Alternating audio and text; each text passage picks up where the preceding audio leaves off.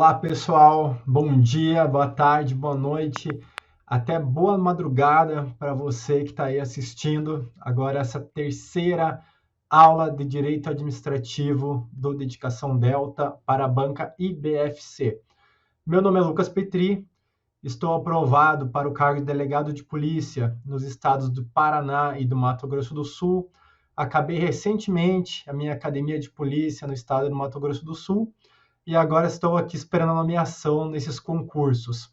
Sou professor de Direito Administrativo aqui do Dedicação Delta e estamos trazendo para vocês hoje a terceira parte para a banca IBFC.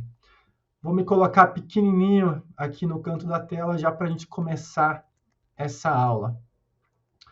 Pessoal, como passei para vocês, banca IBFC, curso de Dedicação Delta, parte 3 de Direito Administrativo.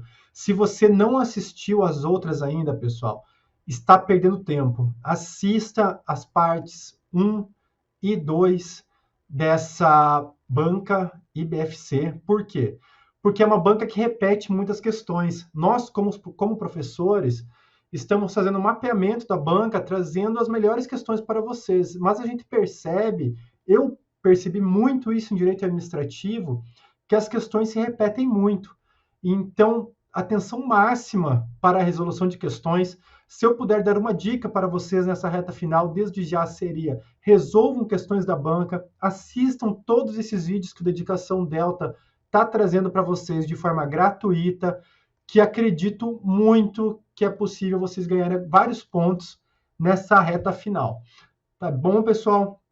Deixo aqui meu Instagram pessoal para vocês, @lucas.p05, ok? Me segue lá, qualquer feedback, qualquer dúvida, enfim, qualquer interação que vocês tenham comigo é muito, muito, muito legal.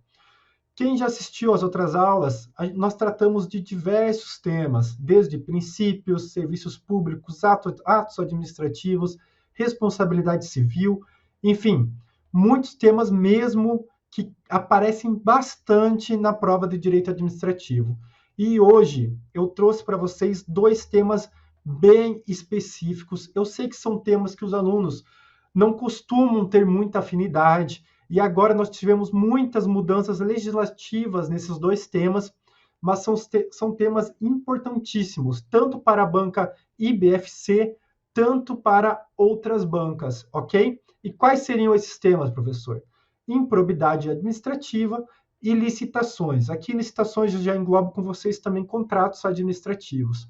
Mas são dois temas que eu sei que as pessoas geralmente fogem desses temas, mas conversando aqui francamente com vocês, passar para delegado de polícia e outros cargos públicos está cada vez mais difícil.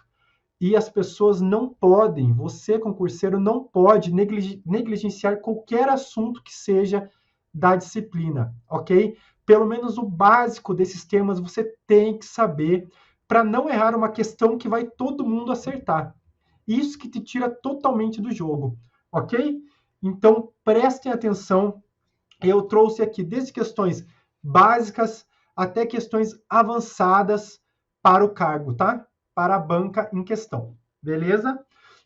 Vamos começar então, pessoal. Bora lá. Primeira, nossa questão de improbidade administrativa. Questão número 1, aqui da IBFC de 2018, para analista legislativo. Olha, uma opinião que eu dou para vocês aqui, uma sugestão, é vocês resolverem uma prova antiga da banca se vocês forem fazer, ok? Tem a prova de analista judiciário e de analista administrativo, são provas boas de se resolver de nível superior, ok? Mas vamos lá para essa primeira questão. Sobre o tratamento jurídico da improbidade administrativa da Lei 8.429 de 92, assinale a alternativa correta. Ok, vamos lá então, assertiva por assertiva. O sucessor daquele que causar lesão ao patrimônio público ou se enriquecer ilicitamente não está sujeito à lei de improbidade administrativa, pois a pena não pode ultrapassar a pessoa do infrator. Pessoal, onde que está isso, pessoal? Claro que a pena pode ultrapassar a pessoa do infrator. Não estamos falando aqui do princípio da intranscendência da pena, que é aplicado no direito penal. Aqui pode sim ultrapassar a pessoa do infrator, desde que no quê? No limite da herança. Ou seja, vai continuar atingindo aquela pessoa que por acaso faleceu, só que no seu patrimônio, ok? Na herança do sucessor. Então, aqui está falsa, ok? Depois eu vou passar o artigo certinho aqui para vocês, mas eu quero respondendo aqui como se a gente estivesse fazendo a prova, beleza?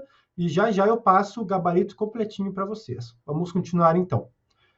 Quando o ato de improbidade causar lesão ao patrimônio público ou ensejar enriquecimento ilícito, caberá à autoridade administrativa responsável pelo inquérito representar ao MP para a indisponibilidade dos bens do indiciado.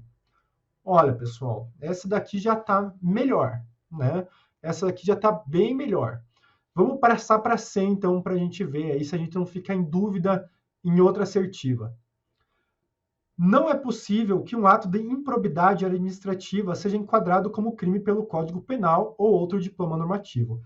Pessoal, nós temos o chamado independência das instâncias. Instâncias que eu digo penal, administrativa e civil.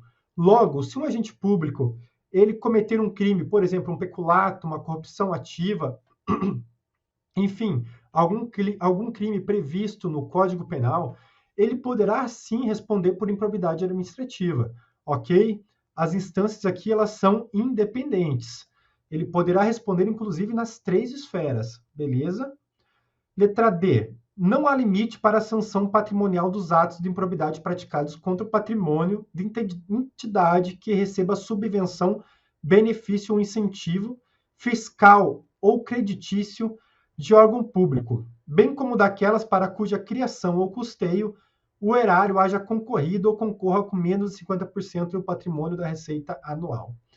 Pessoal, essa alternativa aqui é um pouquinho mais difícil, mas dando uma olhada na lei de improbidade administrativa, vocês vão perceber que há sim um limite para a sanção patrimonial, ok? Há um limite. E qual é esse limite? Visando não ter um enriquecimento ilícito da administração pública, ok? Há um limite dessa sanção patrimonial na lesão causada, dentro do dano causado. Logo, há um limite sim, beleza? Letra E. Apenas o agente público pode ser punido por improbidade administrativa, não podendo as sanções serem imputadas. Opa, estou trancando aqui para vocês a questão. Não podendo as sanções serem imputadas a particulares. Pessoal, nessa letra E aqui eu gostaria de aprofundar um pouquinho com vocês. O particular, ele pode ser punido por um ato de improbidade administrativa? Pessoal, ele pode, desde que ele concorra juntamente a um ato de improbidade administrativa. Logo, ele pode ser o único agente da improbidade administrativa? Não. Ele deve concorrer junto com outro agente público para um ato de improbidade administrativa, ok? De forma dolosa, tá bem? Então, aqui no caso, as sanções podem ser, sim, imputadas a particulares, mas esse não pode ser o único sujeito ativo da infração, beleza? Deve ter junto, sim, um agente público. Pessoal, e pessoas jurídicas? Pessoas jurídicas podem ser sujeitos ativos do ato de improbidade administrativa? Podem sim, pessoal. Teve a modificação trazida pela Lei 14.230 de 2021 para a Lei 8.429, né, que veio atualizar a Lei de Improbidade e acrescentou que pessoas jurídicas podem sim ser sujeitos ativas nas infrações de improbidade administrativa, ok? Então, nós ficamos aqui com a letra B. Só que aqui, pessoal, eu faço uma ressalva para vocês. Vamos aqui aos comentários. Pessoal, a letra B dessa questão aqui, ela está exatamente de acordo com a Lei 8.429 antes da atualização, ok? Antes da atualização normativa ocorrida em 2021. No entanto, agora está exatamente dessa forma. Se houver indícios de ato de improbidade, a autoridade que conhecer dos fatos representará o MP competente para as providências necessárias. Ainda assim, em minha opinião, a questão continua sendo certa, ok? Continua sendo o gabarito a letra B. Beleza, pessoal? E aqui eu trago para vocês a letra E, principalmente. As disposições dessa lei são aplicáveis no que couber aquele que, mesmo não sendo agente público, induza ou concorra dolosamente para a prática de ato de improbidade.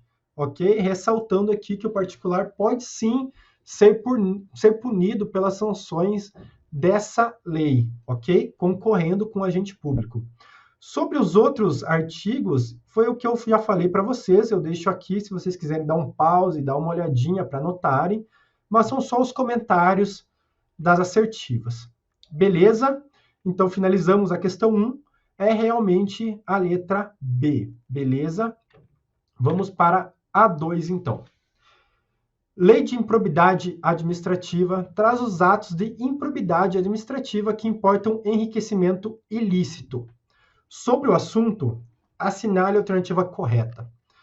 Pessoal, a lei de improbidade administrativa, ela traz 3 tipos de atos de improbidade administrativa. Os que causam enriquecimento ilícito, os que causam prejuízo ao erário e os que atentem contra os princípios da administração pública. Os primeiros estão lá no artigo 9º, o segundo no artigo 10 e o terceiro no artigo 11º. Eu trouxe aqui para vocês nesse slide, se vocês quiserem anotar, mas dando uma olhada, nós temos um rol de artigos, de incisos, que trata sobre cada espécie de ato de improbidade administrativa. Ok? E, pessoal, é normal, questão da IBFC, perguntar para vocês se tal ato pertence a qual espécie de ato de improbidade administrativa. Ou seja, ela faz exatamente isso que está nessa questão. Ela dá um ato e diz para você encaixar, e pergunta, né, pede para você encaixar aquele ato em determinada espécie de ato de improbidade administrativa. E você tem que ter algum macete para isso. Muitas pessoas usam mnemônicos, fazem vários mnemônicos sobre os verbos presentes nos artigos. Se você já tiver algum mnemônico nesse sentido, continue utilizando, se estiver funcionando para você, ok? Eu vou trazer o que funcionava para mim e o que eu acho melhor. Como nós temos 3 tipos de atos, você tem que pensar da seguinte forma. Atos que causem enriquecimento ilícito são atos que trazem o proveito para você, para o agente, ok?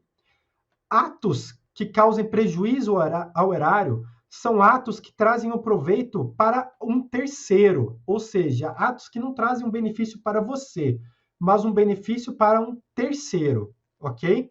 E atos que atentem contra os princípios da administração pública, primeiro você sempre pensa nos princípios, principalmente no LIMP, do artigo 37 da Constituição, ok? Mas são atos que não causam prejuízos nem à administração pública e nem trazem proveito para você ou para terceiro, ok?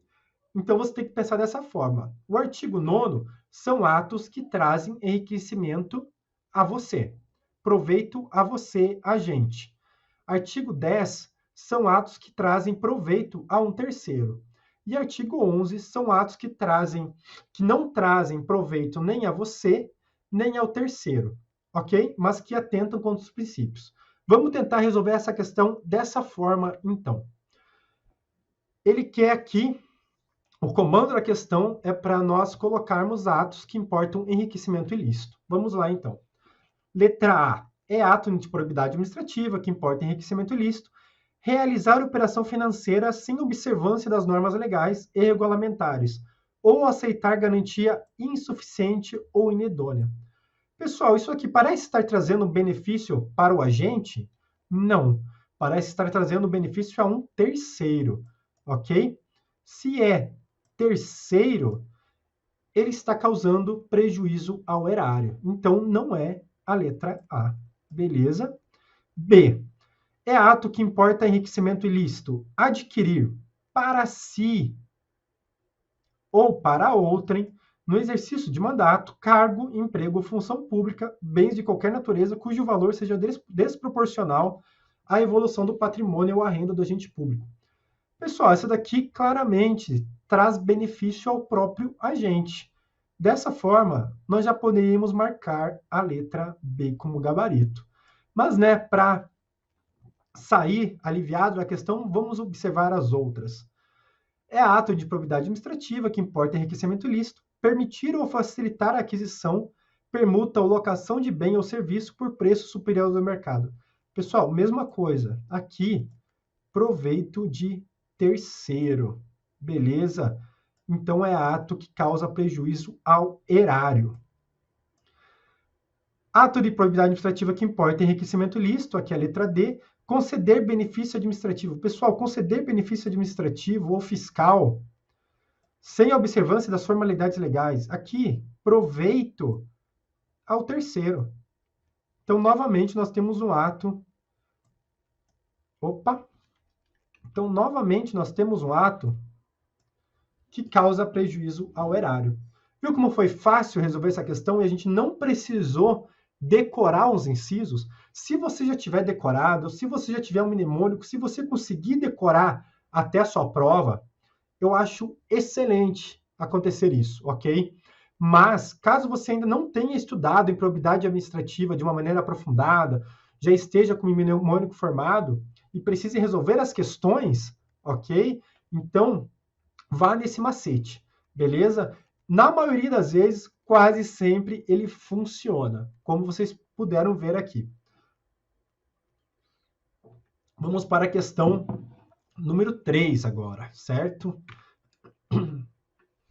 Essa questão número 3, adaptada, vocês já vão entender por que ela está adaptada. Vamos lá. Para analista legislativo de 2018, a Lei de Improbidade Administrativa, Lei 8.429, trata de 4 hipóteses de atos de improbidade. Agora são apenas 3, ok? Mas, na época dessa questão, tratavam-se de 4 hipóteses de atos de improbidade. Analise as afirmativas abaixo e assinale aquela que apresenta as hipóteses de improbidade administrativa que causam prejuízo ao erário. Certo? Que causam prejuízo ao erário. Lembram? Prejuízo ao erário, proveito para um terceiro. Beleza, pessoal? Vamos lá, então.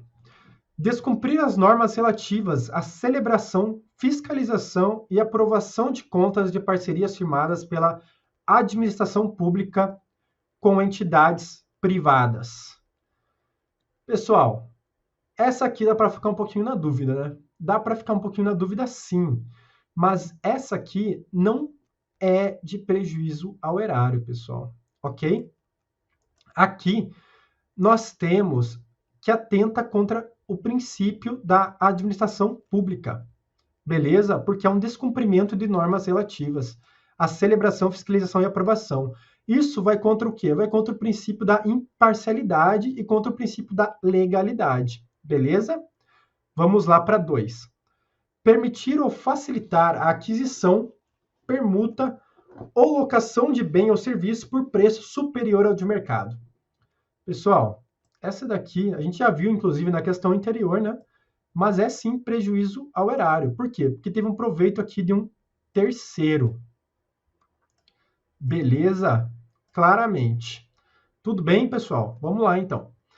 3. Transferir recurso à entidade privada, em razão da prestação de serviços na área de saúde, sem a prévia celebração de contrato, convênio ou instrumento congênere.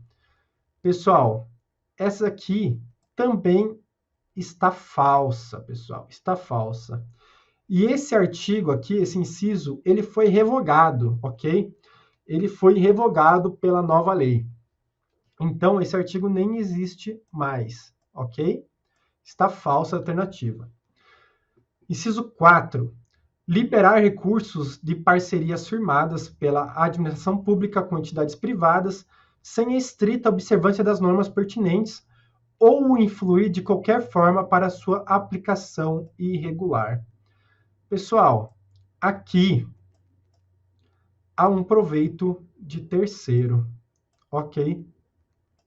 Por quê? Porque a liberação de recursos, beleza, não há só um descumprimento de normas, mas sim uma liberação de recursos. Logo, houve prejuízo da administração pública, prejuízo ao erário, e houve um proveito a um terceiro. Logo, aqui é uma causa de prejuízo ao erário, ok? 2 e 4, então, verdadeiras. Agora, a 5. Agir negligentemente na celebração, fiscalização e análise das prestações de contas de parcerias firmadas pela administração pública com entidades privadas. Novamente aqui, seria um caso de prejuízo ao erário. Concordam comigo, pessoal? Seria um caso de prejuízo ao erário. Por quê? Porque agir negligentemente nessas hipóteses seria, sim, um prejuízo à administração pública e um proveito ao terceiro. No entanto, esse inciso aqui, ele foi revogado, ok? Ele não existe mais, principalmente por essa palavra, mas ele não existe mais. Logo, anteriormente, a questão teria esse gabarito, a letra B, 2, 4 e 5 apenas, ok? No entanto, eu fiz essa questão adaptada e nós temos como gabarito a letra E, apenas as afirmativas 2 e 4. Eu quis trazer essas duas questões para vocês aqui, as questões 2 e 3, para vocês perceberem que a banca cobra muito mesmo, de muitas questões de improbidade administrativa. Uma grande maioria era sobre esse rol do artigo 9º, do artigo 10º e do artigo 11º. Então, deem uma olhada nesses artigos e, caso vocês não lembrem no dia da prova, façam esse raciocínio. Atos que causam enriquecimento ilícito, proveito para mim, proveito para o agente, para a minha pessoa. Atos que causam prejuízo ao erário, proveito a um terceiro, ok? E atos que atentem contra os princípios da administração pública não têm proveito nem para o terceiro, nem para a minha pessoa, mas sim atentam realmente com os princípios da administração pública. Beleza, pessoal? Vamos para a última questão, então, a questão 4, de improbidade administrativa. Eu trouxe essa questão para vocês perceberem que a banca IBFC, ela não fica só na lei seca, não. Ela vai também para a jurisprudência, beleza? Essa é uma questão do ano de 2020 para analista judiciário. Isso vocês vão perceber comigo que ela cobra inteiramente a jurisprudência, principalmente a súmula vinculante número 13 do STF. Lógico, súmula vinculante de número 13, que vocês têm que saber na ponta da língua. Mas vamos começar aqui a resolver a questão e a gente vai aprendendo juntos. Com relação aos atos de improbidade administrativa, considere os pronunciamentos dos tribunais superiores. Analise as afirmativas abaixo e dê valores verdadeiro ou falso. Tranquilo. Vamos lá para a primeira assertiva. Independentemente de as condutas dos prefeitos e vereadores serem tipificadas como infração penal ou infração político-administrativa previstas no Decreto-Lei nº 201/67, que realmente trata disso, trata de sanções previstas para agentes políticos, a responsabilidade civil por ato de improbidade administrativa é autônoma e deve ser apurada em instância diversa. Pessoal, lembra que eu falei na questão 1 com vocês que as instâncias elas são independentes entre si? Então, mesmo uma sanção, uma infração ser tipificada como crime, infração penal, ou como infração político-administrativa, ela também pode ser caracterizada uma ação civil. Aqui nós temos a independência das instâncias. Então, essa assertiva aqui, ela é verdadeira. Ela está totalmente verdadeira. Porque realmente ela é autônoma e deve ser apurada em instância diversa, ok? Então, verdadeira a primeira. Vamos para a segunda. A nomeação do cônjuge de prefeito para o cargo de secretário municipal, por se tratar de cargo público, viola o disposto na súmula vinculante número 13 do Supremo Tribunal Federal.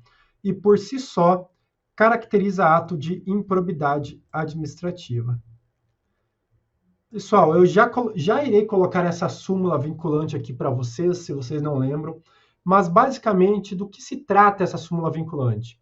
Ela trata-se da vedação ao nepotismo, do agente público indicar alguém até o seu terceiro grau de afinidade, ou, enfim, alguém próximo a ele, para algum cargo público. Pessoal, no entanto, apesar desse ato nepotismo violar a Constituição Federal, o próprio STF abriu uma exceção aos cargos políticos. Então, um secretário municipal, ele pode sim nomear, inclusive, a sua cônjuge para um cargo público, uma vez que o cargo dele é político, ok? O cargo dele é político. E esse cargo político traz aqueles critérios de conveniência e oportunidade da administração pública.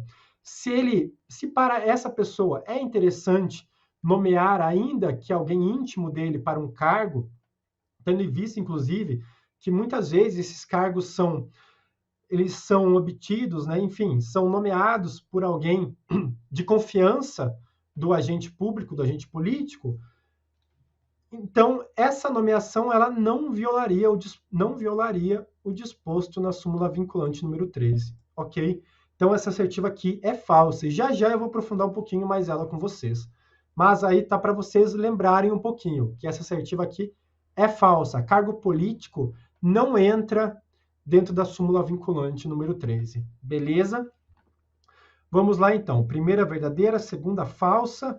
A gente já vai olhando aqui o gabarito. Primeira verdadeira e segunda falsa. Então, essa C aqui está fora, a D está fora, a B está fora, só sobra a letra A. Temos aqui um V ou F no final, mas vamos analisar as assertivas. A conduta de contratar diretamente serviços técnicos sem demonstrar a singularidade do objeto contratado e a notória especialização, e com cláusula de remuneração abusiva, fere o dever do administrador de agir na estrita legalidade e moralidade que norteiam a administração pública, amoldando-se ao ato de improbidade administrativa tipificado no artigo 11 da Lei de Improbidade. Pessoal, aqui entra nas nossas questões passadas. Um ato desse realmente ele age contra o princípio da administração pública, que trata de ato previsto no artigo 11 da Lei de Improbidade. Então, até aí, está certinha a questão, ok? Aí vocês têm que pensar se realmente esse ato está dentro do artigo 11. E ele está sim, pessoal, porque aqui não há proveito econômico próprio para si nem para terceiro, ok? Mas sim há um prejuízo à administração pública na questão legal e moral, né? Atenta contra os princípios da administração pública. Logo, realmente, aqui se trata de uma violação aos princípios previstos no artigo 11 da Lei de Improbidade, amoldando-se a conduta ao artigo 11 da Lei de Improbidade. Vamos para a última, então. Configura ato de improbidade a conduta do agente político de intervir na liberação de preso para comparecimento e enterro de sua avó, ainda que não esteja presente o dolo de violar princípio constitucional regulador da administração pública. Pessoal, esse daqui foi um julgamento muito interessante do STF. Se você tiver a oportunidade, depois coloca essa tese aqui no Google que vai aparecer para você esse julgamento. Mas a grande questão aqui é a seguinte: os atos de improbidade administrativa, eles só podem ser executados de forma dolosa, ok? Ainda com a atualização da Lei 14.230, na Lei 8.429, agora todos os atos das três espécies devem ser praticados de forma dolosa. Logo, o agente deve ter o dolo de violar o princípio constitucional regulador da administração pública, ok? Ele não cometeu o ato de improbidade administrativa nesse caso. O STF, inclusive, em seu julgamento, ele entendeu que a conduta do agente político intervir nessa liberação do preso para o comparecimento, o enterro da sua avó, teria até um caráter humanitário, certo? Seria um caráter humanitário, o preso poderia ir ao enterro de sua avó. E dessa forma afastaria ainda mais o ato de improbidade administrativa desse agente político, ok? Porque claramente ele não agiu com o dolo de ferir qualquer princípio da administração pública, ok? Então, pessoal, aqui realmente a gente fica com a letra A como alternativa. E finalizamos a nossa primeira parte da aula com essas 4 questões. Agora, na nossa segunda parte da aula, eu quero resolver com vocês mais 6 questões. Mas antes, vamos aqui estudar a súmula número 13 do STF, essa súmula vinculante. O que diz essa súmula vinculante? Que a nomeação de cônjuge, companheiro ou parente colateral ou por afinidade até o 3º grau, inclusive da autoridade nomeante ou do servidor da mesma pessoa jurídica, ou ainda de função gratificada na administração pública direta e indireta em qualquer dos poderes da União, Estado, Distrito Federal, municípios, enfim, compreendido o ajuste mediante designações recíprocas, viola a Constituição Federal. Certo? E qual é a exceção dessa súmula, pessoal? Essa exceção foi discutida no informativo 914 do STF. E ela diz que, em regra, a proibição da súmula vinculante 13 não se aplica para cargos públicos de natureza política, como, por exemplo, o secretário municipal. Aí a gente já fica sabendo bem da onde a banca tirou aquela assertiva, porque no caso foi realmente um secretário municipal que nomeou sua cônjuge para um cargo em sua administração, ok? Então, qual é a regra? A regra para qualquer agente público: não pode nomear alguém em cargo de função de confiança ou de comissão até o 3º grau, beleza? Qual é a primeira exceção? Cargos políticos não entram nessa súmula. E temos também uma exceção da exceção.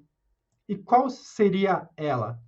Mesmo sendo cargo político, poderá ficar caracterizado o nepotismo, ou seja, poderá haver violação da súmula vinculante número 13, caso fique demonstrada a inequívoca falta de razoabilidade na nomeação por manifesta ausência de qualificação técnica ou inidoneidade moral do nomeado. Vou citar aqui um exemplo esdrúxulo para vocês. Vamos supor que o secretário municipal ou o prefeito, né, de algum município nomeie o seu primo ali, ou algum parente, algum tio, algum parente ali até seu 2º grau, e esse parente já tem várias condenações transitadas em julgado. E esse prefeito, ele nomeia em algum cargo da segurança pública esse parente dele. Pessoal, não há uma razoabilidade nessa nomeação, ok? Ou, por exemplo, algum governador nomeia uma pessoa nada apta para um cargo de secretário da educação, por exemplo, né? Um cargo que precisa aí, no mínimo, um nível superior, né? Algo assim para, enfim, para exercer o cargo com qualidade. E há uma nomeação de alguém que não tem essa qualificação necessária. Daí, dessa forma, haverá sim um nepotismo e poderá ser caracterizado na súmula vinculante de número 13 do STF, beleza? Haverá uma inconstitucionalidade nesse caso, ok? Vamos então passar para a parte de licitação. Começamos aqui com uma questão bem simples aí, só para vocês começarem a lembrar um pouquinho de licitação. Nós falamos aqui, primeiramente, dos princípios. E por que eu trago questões assim mais simples para vocês, pessoal? Porque caso vocês não lembrem, para a gente resolver sem lembrar, ok? Para nós resolvermos essas questões com lógica. Muitas questões da IBFC nós conseguimos sim resolver apenas pensando, brigando com a questão, ok?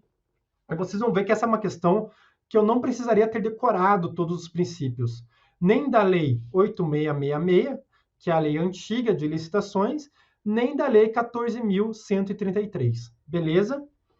Vamos lá, então.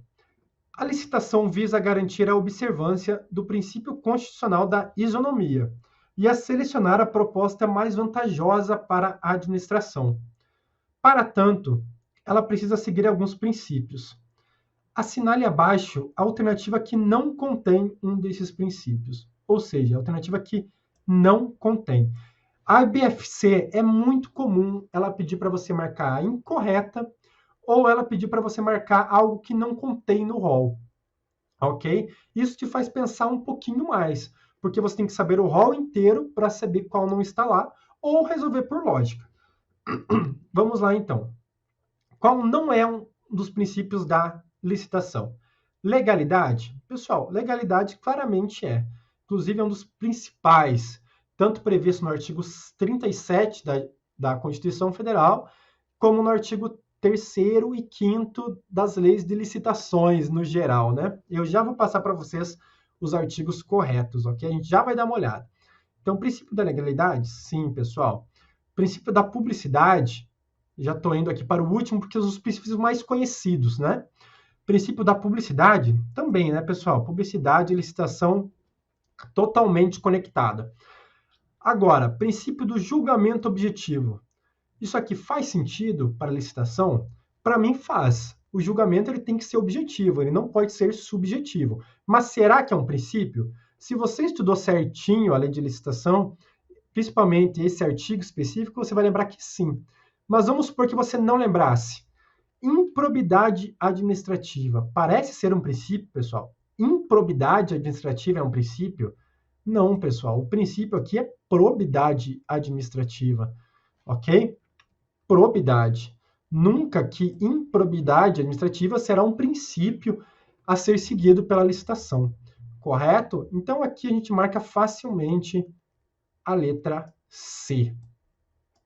Certo? C de certo. E eu trago aqui para vocês os artigos que tratam disso. Primeiramente, da Lei 8666, que ainda se encontra em vigor. E aqui estão os princípios, ok? Desde impessoalidade, legalidade, moralidade, publicidade, probidade administrativa, julgamento objetivo, ok? E a nova Lei 14.133, que eu acredito que é essa lei que irá cair nas provas daqui em diante. O concurso ainda pode trazer a Lei 8666? Pode, desde que esteja previsto no edital. No entanto, eu acredito que a lei que irá aparecer nas provas futuras dos colegas será a Lei 14.133. Então, é muito importante, em especial para a banca IBFC, que você saiba os princípios que foram acrescentados por essa lei. Porque, se cobrarem uma questão de princípios, provavelmente estarão os novos princípios, correto? Examinador de concurso público adora coisa nova, pessoal. E seriam esses princípios que eu colocaria e que eu acredito que eles irão colocar. Nós temos aqui o princípio do interesse público, nós temos o princípio do planejamento, da transparência, da eficácia, da segregação de funções, olha que importante, da segurança jurídica, da razoabilidade, da competitividade, da proporcionalidade, da celeridade, da economicidade e até do desenvolvimento nacional sustentável, ok? Então, vocês têm que saber esses novos princípios, vocês têm que saber que eles foram acrescentados pela Lei 14.133. Beleza? Resolvemos, então, a primeira questão de licitações. Vamos para a segunda. Pessoal, extremamente importante. Eu resolvi diversas questões da banca IBFC. Eu estudei a banca IBFC para fazer essa aula aqui para vocês. E é muito comum ela pedir conceitos. Conceitos básicos que estão lá no artigo 6º da Lei 8666 e no artigo 6º também da Lei 14.133. Você tem que dar uma olhada, são diversos conceitos, ok? Diversos conceitos. e você tem que ter a mínima ideia. Eu não vou pedir para você decorar totalmente, mas você tem que ter uma ideia. Vamos lá responder essa questão, então. A Lei 8666 traz definições importantes em seus dispositivos. Sobre as definições legais, analise as afirmativas abaixo e assinale a alternativa correta. Obra é toda construção, reforma, fabricação, recuperação ou ampliação, realizada por execução direta ou indireta. Exatamente, pessoal. Está previsto lá no artigo 6º, em um dos seus incisos, e obra é exatamente isso. Essa daqui nós poderíamos, inclusive, por lógica, mas é sempre bom dar uma olhada no ordenamento jurídico, ok? Projeto executivo é o conjunto dos elementos necessários e suficientes à execução completa da obra, de acordo com as normas pertinentes da ABNT. Pessoal, nós temos dois tipos de projetos: o projeto básico e o projeto executivo. O projeto básico é aquele que trata de uma projeção dos custos e da dimensão da obra que será realizada. O projeto executivo, ele já é mais completo, ele traz sobre a execução completa da obra. É, novamente, um conceito que está previsto lá no artigo 6º. Por isso eu peço que quando terminar essa aula, você vá lá e pegue esses artigos iniciais da lei da licitação, pega a lei nova direto, lei 14.133, e dá uma olhada nisso se você não lembra, ok? Mas realmente, projeto executivo trata disso, ok? E a última, comissão é o órgão ou entidade signatária do instrumento contratual. Não, pessoal, não é comissão. Aqui trata-se da contratante, ok? Contratante é o órgão ou entidade signatária do instrumento contratual. Beleza? Então, dando uma pequena liga no artigo 6º lá da Lei 14.133, você resolveria essa questão tranquilamente. Pura letra de lei. Tá bem? Aqui, então, ficamos com a assertiva letra A. Tá bom, pessoal? Como essa parte aqui é mais conceitual e como é letra de lei totalmente, eu não vou entrar muito nessas questões. Por quê? Porque nós temos um tempo aqui e eu quero resolver o maior número de questões com vocês.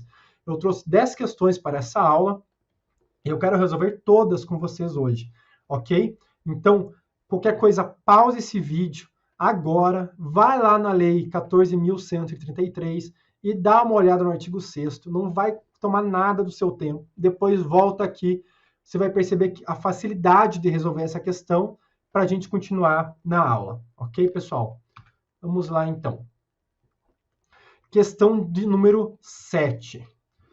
Quanto a uma hipótese de cláusula necessária do contrato administrativo. Aqui a gente já entra em contrato administrativo. Ok? Quanto a uma hipótese de cláusula necessária do contrato administrativo, assinale a alternativa incorreta. Essa daqui é outra questão que eu gostaria que você pegasse diretamente a sua lei seca, ok? Você tem que saber as cláusulas necessárias dos contratos administrativos. E elas estão previstas aonde, pessoal? Artigo 55 da Lei 8666, ok? Artigo 55 da Lei 8666 e artigo 92 da Lei 14.133, ok? Você tem que saber esses artigos, tem que dar uma olhada lá. Mas vamos aqui pelo que faz sentido, né? Vamos aqui pelo que faz sentido. Quanto a uma hipótese de cláusula necessária, ou seja, o que tem que ter em um contrato administrativo como cláusula, o que é obrigatório. Assinar a alternativa incorreta. Pode, novamente, aqui questão da IBFC perguntando a incorreta, ok? Ou ela pede aquilo que não tem, ou ela pede a incorreta. O objeto e seus elementos característicos? Sim, pessoal. Está lá no rol do artigo 55 da 8666, ok? O objeto é sim uma cláusula necessária, ok? O regime de execução? Sim, pessoal, também.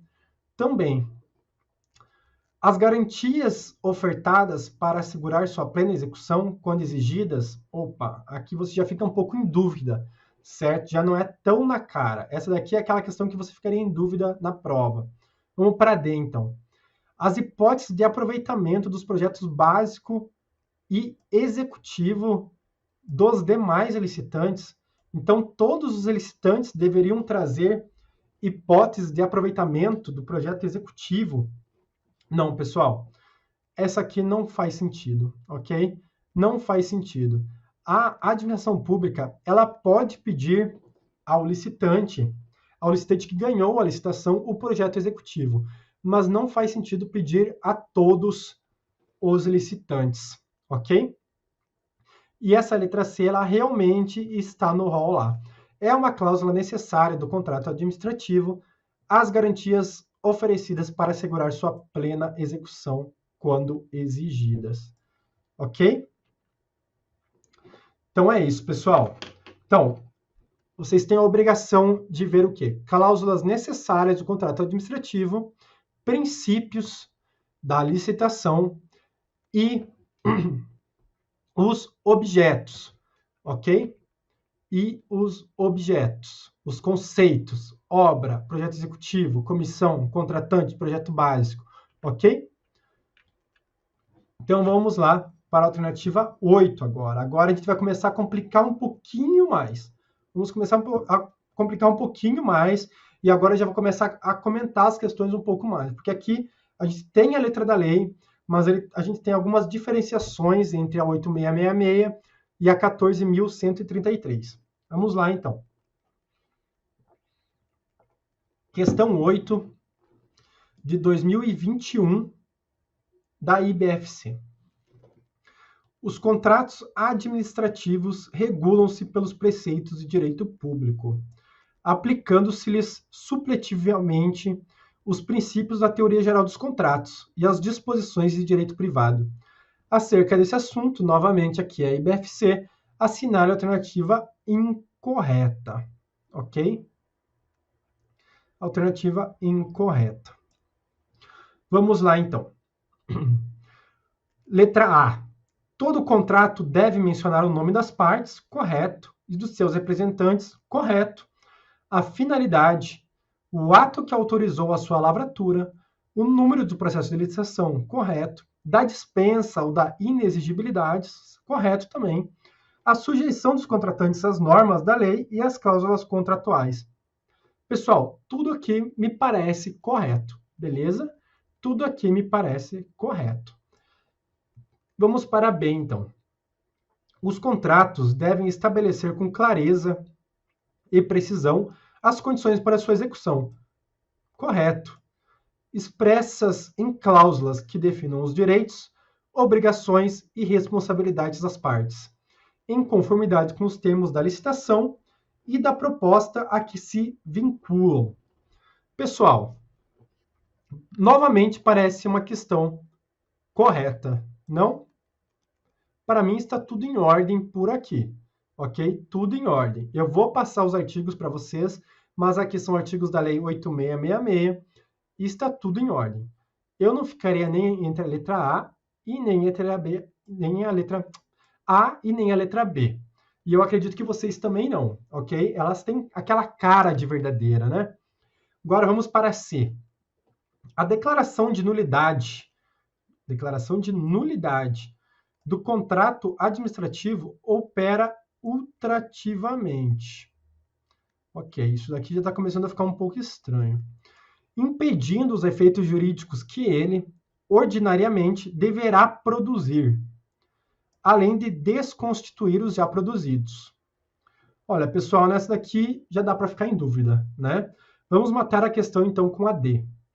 Cabe à administração fiscalizar o cumprimento dos requisitos de acessibilidade nos serviços e nos ambientes de trabalho. Essa daqui acho que é bem tranquila, correta a questão, né? Correta. E realmente nós ficamos a letra C como incorreta. E por quê, pessoal? Vamos lembrar aqui, declaração de nulidade do contrato administrativo. Pessoal, a nulidade, em regra, ela tem efeito, o chamado ex tunc. Lembra do chamado efeito ex tunc, que a gente bate na testa, começa com T, ou seja, ele retroage ele vai, desde que ele iniciou, né, retroage ao passado. O que é o efeito ultrativo? Pessoal, o efeito ultrativo de uma lei, de um contrato, ocorre quando o contrato ou a lei, ainda que já revogado, ele continua gerando efeitos para os fatos que foram praticados quando ele estava em vigor. Então, por exemplo, uma lei foi revogada no ano de 2020, mas até o ano de 2020 ela estava funcionando, estava eficaz. No ano de 2020 ela foi revogada. Ocorreu um fato, aliás, desculpa, veio ao conhecimento da autoridade judicial, policial, um fato que ocorreu em 2020, agora, no ano de 2022. Qual lei irá reger esse fato? Caso a lei de 2020 seja ultrativa, ela que irá reger, porque apesar de já revogada, ela continua regendo aqueles fatos que estavam presentes quando ela estava eficaz, quando ela estava vigente, ok? No caso aqui, não tem nada a ver com ultratividade. A banca pegou e trocou o quê? Trocou a retroatividade pela ultratividade. O correto seria que a declaração de contrato administrativo opera de forma retroativa, não ultrativa, ok? Vamos lá, então, para os comentários da questão. Aqui eu trouxe para vocês, se vocês tiverem interesse em pausar o vídeo rapidinho, para vocês virem onde estão as questões, né? Ali a letra A está no artigo 61 da Lei 8666 e a letra B no artigo 54. Beleza? No artigo 54, para ser mais exato, no parágrafo 1º. Ok? E aqui nós temos uma diferenciação entre a Lei 14.133 e a Lei 8.666, a famosa 8666. Qual é a diferenciação? Pessoal, aqui no artigo 59 da 8666, ela traz exclusivamente esse artigo tratando sobre a nulidade do contrato administrativo, que ele opera retroativamente, né? E isso tornaria aquela questão anterior incorreta, por isso é o nosso gabarito. No entanto, a Lei 14.133, ela inovou um pouco, ela trouxe mais robustez a esse artigo. Está no artigo 148. Aqui, ela continua quase a mesma coisa, ok? Falando que opera em caráter retroativo. No artigo 147 da lei, ela traz os exemplos, o rol de declaração de nulidade do contrato administrativo. Mas aqui, eu quero que vocês deem uma atenção ao parágrafo 1º e ao parágrafo 2º, que são novidades trazidas por essa lei, ok?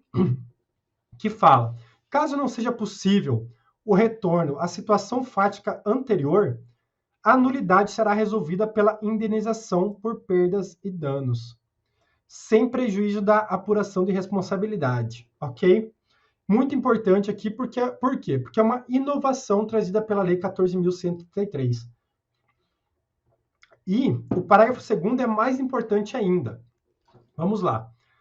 Ao declarar a nulidade do contrato, a autoridade, com vistas à continuidade da atividade administrativa, poderá decidir que ela só tem eficácia em um momento futuro, suficiente para efetuar nova contratação, por prazo de até 6 meses, prorrogável uma única vez. Pessoal, esse parágrafo aqui, certo que cairá em alguma prova nos próximos meses, ok? Tem que saber. E o que é? Do que se trata isso? Se trata numa modulação de efeitos em âmbito de contrato administrativo, ok? Por quê? A autoridade, entendendo que a declaração de nulidade imediata daquele contrato pode prejudicar a administração pública, ela pode modular os efeitos para que aquela decisão só tenha eficácia em um momento futuro, beleza? Tem que saber esse parágrafo aqui. Vamos passar, então, para a próxima questão. Questão de número 9, pessoal. A gente vai conseguir acabar as nossas 10 questões aí nessa aula. Vamos lá. Segundo as disposições da Lei 8666, Analise as afirmativas abaixo com relação à duração dos contratos administrativos. Novamente, contratos administrativos, ok? Ponto muito importante sobre a duração. Vamos lá. Lembrando que estamos resolvendo a questão aqui sobre a Lei 8666, beleza? Então, eu resolverei conforme a Lei 8666. Inciso 1. Toda prorrogação de prazo deverá ser justificada por escrito, correto, e previamente autorizada pela autoridade competente para celebrar o contrato. Verdadeiro, pessoal. Realmente isso daqui está lá na Lei 8666. Eu já vou mostrar o artigo para vocês na íntegra. É vedado o contrato com prazo de vigência indeterminado. Esse foi o principal inciso que eu trouxe essa questão para vocês. Segundo a Lei 8666, realmente está correto. Realmente está correto. De acordo com a Lei 8666, realmente era vedado o contrato com prazo de vigência indeterminado. No entanto, de acordo com a Lei 14.133, é sim possível, ok? É sim possível o contrato sem prazo. Vamos lá. A 3. A duração dos contratos administrativos ficará sempre adstrita. Tenham muito cuidado com essas palavras, principalmente no tema licitação. Ficará sempre adstrita à vigência dos respectivos créditos orçamentários. Não, pessoal, aqui é falso, não é sempre. Aqui é a regra, é a regra. Realmente a regra, segundo a Lei 8666, é que a duração dos contratos fica adstrita à vigência dos respectivos créditos orçamentários. Mas existem várias exceções em que não é necessária essa observância. Beleza? Então, falsa essa alternativa, nós ficamos com a B, 1 e 2. Vou trazer aqui agora para vocês os comentários da questão, né? Para vocês não ficarem assim, só me ouvindo. Vamos lá. Pessoal, primeiramente sobre o que eu falei agora para vocês, né? Pode ver que essa questão ela foi retirada totalmente de um artigo, do artigo 57 da Lei 8666. Pessoal, contratos administrativos na Lei 8666 começa ali no artigo 54. Do 54, nos artigos iniciais, saem o maior número de questões. Igualmente da Lei 14.133. Se você pegar o comecinho de contratos administrativos, você irá perceber que a maioria das questões estão ali. Beleza? Vamos lá, então. Aqui nós temos o artigo 57, igual eu trouxe para vocês, exceto quanto aos relativos, ou seja, a exceção sobre aquela regra. Aqui nós temos o inciso 1º e aqui nós temos o inciso 2, que é vedado o contrato com prazo de vigência indeterminado. No entanto, a Lei 14.133, ela possibilita a vigência de contrato por prazo indeterminado. Em quais hipóteses? Nos contratos em que seja usuária de serviço público oferecido em regime de monopólio, desde que comprovada a cada exercício financeiro a existência de créditos orçamentários vinculados à contratação. Ok? Importantíssimo esse artigo. Importantíssimo. Vocês têm que saber. E se, na Lei 8666, a regra era que a duração ficaria adstrita à vigência dos créditos, na Lei 14.133, a duração dos contratos foi modificada. A duração dos contratos regidos pela Lei 14.133, aqui no artigo 105, pessoal, ela será aquela prevista em edital e deverão ser observadas no momento da contratação e a cada exercício financeiro a disponibilidade de créditos orçamentários, bem como a previsão no plano plurianual quando ultrapassar um exercício financeiro. Trouxe esses artigos aqui porque são artigos essenciais para a sua prova, ok? Você tem que saber esses artigos. Beleza, pessoal? Então, eu trouxe essa questão que foi uma questão fácil, versando sobre a Lei 8666, só que eu quis trazer ela para a gente fazer essa comparação entre as duas leis. E vamos aqui para a nossa última questão. Vamos lá, pessoal. Essa questão ela trata sobre cláusulas exorbitantes. E o que são cláusulas exorbitantes? São aquelas cláusulas que são aplicadas apenas no âmbito do contrato administrativo, em virtude da posição da administração pública superior favorável em relação ao direito privado, à pessoa privada, ok? Então vamos lá. Os contratos administrativos possuem algumas cláusulas exorbitantes previstas na Lei 8.666. Realmente, são cláusulas que seriam ilícitas no direito privado, mas elas são lícitas, são cláusulas, inclusive, comuns no direito administrativo. A respeito desse assunto, assinale a alternativa que não apresenta uma prerrogativa da administração pública nos contratos administrativos. Pessoal, a administração pública ela possui várias prerrogativas e elas não estão em um rol taxativo. Elas não estão em apenas um artigo específico da Lei 8.666 ou da Lei 14.133. Elas estão em diversos pedaços, de forma que essa questão aqui se torna uma questão difícil. Então, o que eu fiz para vocês? Eu trouxe aqui um resumo, basicamente, do que são cláusulas exorbitantes. Aqui eu trouxe do Alexandre Maza, o conceito dele. São benefícios que a administração possui sobre o particular e que se justificam na supremacia do interesse público sobre o privado, ok? E são cláusulas que se referem a alteração unilateral, rescisão unilateral, rescisão unilateral, fiscalização, aplicação de sanções, ocupação provisórias de bens pessoal e serviços, exigências de garantia pela administração e restrição à oposição pelo contratado da exceção do contrato não cumprido, ok? Pessoal, aqui são exemplos de cláusulas. Você tendo uma ideia do que são essas cláusulas, que não seriam lícitas no direito privado, mas são lícitas aqui, friso para vocês, elas são cláusulas lícitas no direito administrativo, você consegue responder uma questão que trata sobre cláusulas exorbitantes. E eu vou mostrar isso para vocês agora, ok? Então, pegamos aqui alteração unilateral, rescisão unilateral, aplicação de sanções, correto? Vamos lá, então, resolver a questão, mesmo sem conhecer os artigos, a qual não apresenta uma prerrogativa da administração. Assertiva A. A administração pública poderá rescindir os contratos administrativos unilateralmente no caso de não cumprimento de cláusulas contratuais? Sim, pessoal.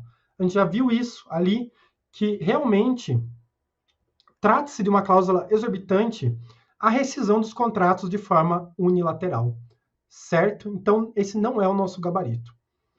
A administração pública poderá fiscalizar a execução dos contratos administrativos, nem só poderá, como deverá fiscalizar essa execução, ok? Então, aqui, verdadeira também. A administração pública poderá aplicar sanções motivadas pela inexecução total ou parcial do ajuste? Realmente, pessoal, é uma prerrogativa da administração pública aplicar sanções motivadas, ok? De forma motivada. A administração pública poderá alterar as cláusulas econômico-financeiras e monetárias dos contratos administrativos sem prévia concordância do contratado? Ou seja, ela poderá entrar em um contrato administrativo e, em seguida, alterar as cláusulas econômico-financeiras e monetárias, ou seja, mexer no bolso do contratado, sem prévia concordância desse? Não, né, pessoal? Aí já fica um pouco demais, mesmo para a administração pública. E naquele rol que eu passei em vocês ali no próximo slide, né, nesse slide aqui, não tem nada disso. Mas vamos lá, então, para a E. A administração pública poderá, no caso de serviços essenciais, ocupar provisoriamente bens móveis, imóveis, pessoal e serviços vinculados ao objeto de contrato, na hipótese da necessidade de acautelar apuração administrativa de faltas contratuais pelo contratado, pessoal, ela pode sim ocupar provisoriamente bens móveis e imóveis. E sim, no caso dessa hipótese em serviços essenciais. Ok? São todas previsões expressas na Lei 8666. Mas eu quis trazer para vocês uma fórmula diferente de resolver, porque eu sei que decorar, você ler a lei inteira agora, nessa altura do campeonato, e decorar tudo, decorar todas essas prerrogativas, fica um pouco complicado. Então você tem que saber resolver a questão. Ok? Estou aqui para vocês, para a gente resolver as questões. Quanto mais questões você acertar na prova, mais rapidamente você irá agarrar o seu cargo público. E é isso que importa para a gente. Beleza, pessoal? Então, fechamos essa aula de Direito Administrativo. Muito obrigado.